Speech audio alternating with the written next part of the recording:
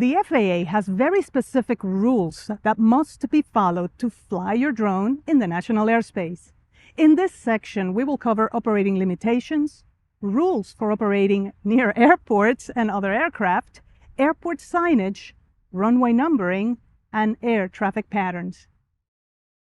Before a small unmanned aircraft operation, the remote pilot in command must assess the operating environment. The assessment must include, but is not limited to, weather conditions, airspace and flight restrictions, the location of people and property, and other ground hazards. For weather, your visibility must be a minimum of 3 statute miles, and you must remain at least 500 feet below and 2,000 feet horizontally from any cloud, which includes fog. This doesn't mean looking outside and guessing. It means that the remote pilot in command must obtain weather reports. If the remote pilot is not able to determine the weather, then they may not operate or supervise the operation of the small UAV. Remember that a remote pilot in command may or may not be the person actually operating the drone, although in most cases this is the same person. However, the remote pilot in command could also be the one standing nearby the person manipulating the controls and able to take over if warranted. In any case, the remote pilot in command is the person responsible for overall safe operations of the drone and as such must ensure that all weather conditions are met. Other restrictions include the weight of the aircraft, which must be less than 55 pounds to classify as a small UAV under Part 107. You must fly your drone where you can always see it. This is called visual line of sight. You or the visual observer need to see the drone at all times. However, if you take your eyes off the UAV for a couple of seconds to check the controller, that's okay. But you still have see and avoid responsibilities for other aircraft or obstacles. Also, the remote pilot in command cannot operate or supervise more than one UAS at a time. And while the rules for night operations have changed, and we will cover those later, night operations are prohibited in some situations, such as flight-restricted zones or prohibited airspace. Other rules state that you must always yield right-of-way to other aircraft and cannot fly first-person view, which means that you cannot wear goggles unless you have a visual observer. Keep in mind that you cannot operate from a moving vehicle or aircraft except from a boat or in sparsely populated areas.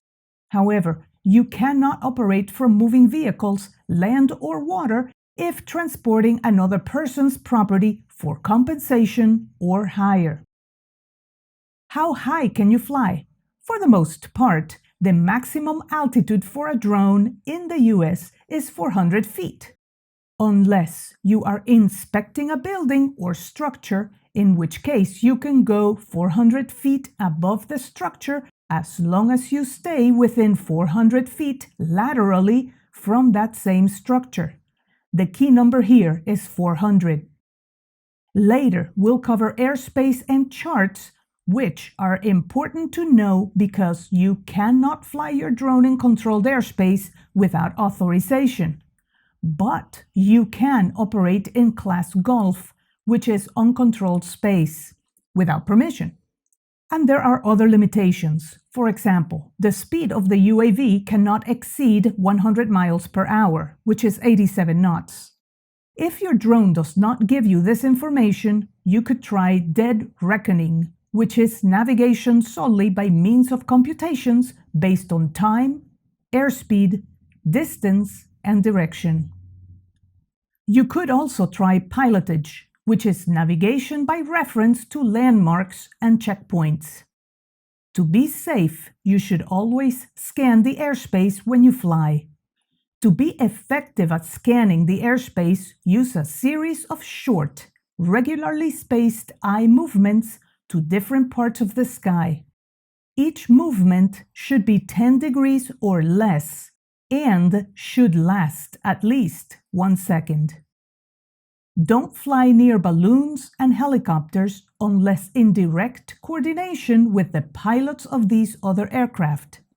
Helicopters perform most of their operations below 1,000 feet and can turn suddenly and unexpectedly. You should also know that small drones are particularly vulnerable to bird strikes. If you do have a wildlife collision, you should report it to the FAA via their wildlife report system at wildlife.faa.gov/home. You may transport property by small unmanned aircraft for compensation or hire, but the transport must occur within the bounds of a state, and it must be conducted within visual line of sight of the remote pilot. As of this writing, this rule cannot be waived. If these do's and don'ts aren't enough, there is always the big catch-all. You cannot operate your drone in a careless or reckless manner. Remember, you are responsible for obeying all applicable regulations and are subject to all the restrictions that apply to all other Part 107 pilots. Obey the regulations. Fly safe.